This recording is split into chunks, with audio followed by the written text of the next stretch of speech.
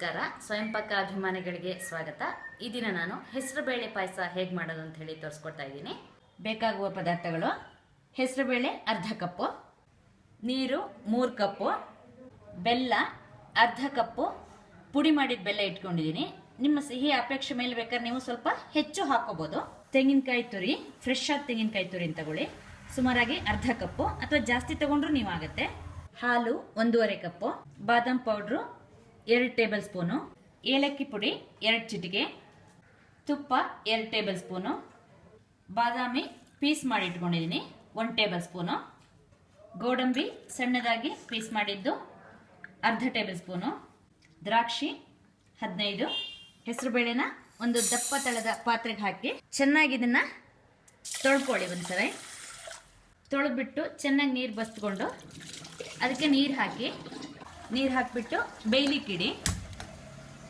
ಹೆಸರುಬೇಳೆ ಕುದಿ ಹತ್ತಿದ ಮೇಲೆ ನೀವು ಅದನ್ನು ಸಣ್ಣ ಊರಿಗೆ ಮಾಡ್ಕೊಳ್ಳಿ. ಈಗ ನೋಡಿ, ಹೆಸರುಬೇಳೆ ಸುಮಾರಾಗಿ 3/4 ಭಾಗ ಬೆಂದಿದೆ. ಈಗ ಇದಕ್ಕೆ ಹಾಲು ಹಾಕ್ತಾ ಇದ್ದೀನಿ.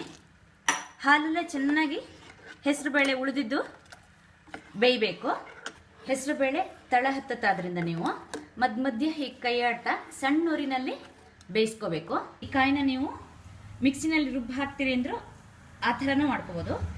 ಇಲ್ಲದೇ ಇದ್ದರೆ ನೀವು ಕಾಯಿಗೆ ಸ್ವಲ್ಪ ನೀರು ಹಾಕ್ಕೊಂಡು ಹಾಲು ತೆಗೆದಿಟ್ಬಿಟ್ಟು ಹಾಕಿದರೆ ತುಂಬ ಚೆನ್ನಾಗಿರುತ್ತೆ.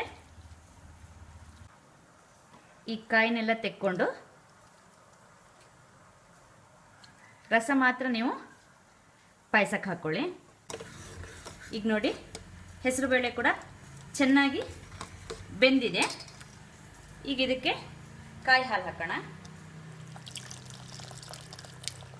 ಈ ಕಾಯಿನ ಮತ್ತೆ ವಾಪಸ್ ಹಾಕಿ ಇನ್ನೊಂದು ಸ್ವಲ್ಪ ನೀರು ಹಾಕಿ ಚೆನ್ನಾಗಿ ಇನ್ನೊಂದ್ಸಲ ಸ್ಕ್ವೀಸ್ ಮಾಡಿಬಿಟ್ಟು ಇದರ ರಸನ ಕೂಡ ಪಾಯಸಕ್ಕೆ ಹಾಕಿ. ಕಾಯಿ ಹಾಲು ಹಾಕಿದ ಮೇಲೆ ಒಂದ್ಸಲ ಚೆನ್ನಾಗಿ ಮಿಕ್ಸ್ ಮಾಡಿಬಿಟ್ಟು ಚೆನ್ನಾಗಿ ಒಂದು ಕುದಿ ಬರೆಸಿ ಬೆಲ್ಲಕ್ಕೆ 1/4 ಲೋಟ ನೀರು ಹಾಕಿಬಿಟ್ಟು ಕುದಿಲಿಕ್ಕಿಡಿ.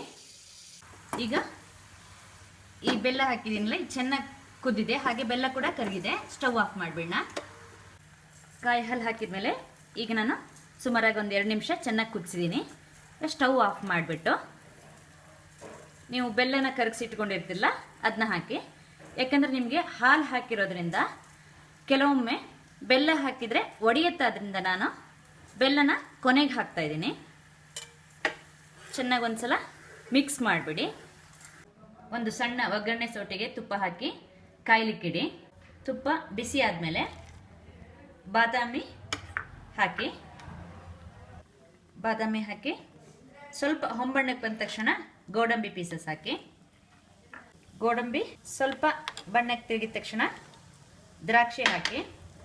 ದ್ರಾಕ್ಷಿ ದಪ್ಪ ಆಗೋವರೆಗೆ ಹುರಿರಿ. ನೋಡಿ, ಈಗ ದ್ರಾಕ್ಷಿ ದಪ್ಪ ಆಗಿದೆ. ಸ್ಟವ್ ಆಫ್ ಮಾಡೋಣ. ಬಾದಾಮ್ ಪೌಡ್ರ್ ಹಾಕಿ ಚೆನ್ನಾಗಿ ಮಿಕ್ಸ್ ಮಾಡಿ. ಏಲಕ್ಕಿ ಪೌಡ್ರ್ ಹಾಕಿ ಮಿಕ್ಸ್ ಮಾಡಿ. ಕೊನೆಯಲ್ಲಿ ದ್ರಾಕ್ಷಿ ಗೋಡಂಬಿ ಹಾಕಿದರೆ ನಿಮಗೆ ಹೆಸರುಬೇಳೆ ಪಾಯಸ ರೆಡಿ ಆಯಿತು. ಹೆಸರುಬೇಳೆ ಬೇಗ ಬೇಯುತ್ತಾದ್ರಿಂದ ನಾನು ಹೊರಗಡೆನೇ ಬೇಯಿಸಿದ್ದೀನಿ. ನೀವು ಬೇಕಾದರೆ ಕುಕ್ಕರಲ್ಲಿ ಬೇಯಿಸೋದಂದರೆ 1 ವಿಷಲ್ ಕೂಗಿಸಿದ್ರೆ ಸಾಕಾಗುತ್ತೆ. ಹಾಗೆ ನಿಮ್ಗೆ ಗೊತ್ತಿರ್ಬೋದು, ಹೆಸರುಬೇಳೆ ತಂಪಾದ್ರಿಂದ ನೀವು ಬೇಸಿಗೆ ಕಾಲದಲ್ಲಿ ಈ ಪಾಯಸನ ಮಾಡಿ ಕುಡಿಯೋದು ತುಂಬ ಒಳ್ಳೆಯದು. ಹಾಗೆ ಮಾಡೋದಕ್ಕೆ ಕೂಡ ನಿಮಗೆ ತುಂಬ ಸುಲಭವಾಗಿರುತ್ತೆ. ನೋಡಿದ್ರಲ್ವಾ ರುಚಿಕರವಾದ ಹೆಸರುಬೇಳೆ ಪಾಯಸನ ಹೇಗೆ ಮಾಡೋದು ಅಂತ ಹೇಳಿ. ನೀವು ಕೂಡ ನಿಮ್ಮ ಮನೆಯಲ್ಲಿ ಪಾಯಸ ಮಾಡಿಬಿಟ್ಟು ನಿಮ್ಮ ಅಭಿಪ್ರಾಯನ ನಮಗೆ ತಿಳಿಸಿ. ನಮಸ್ಕಾರ.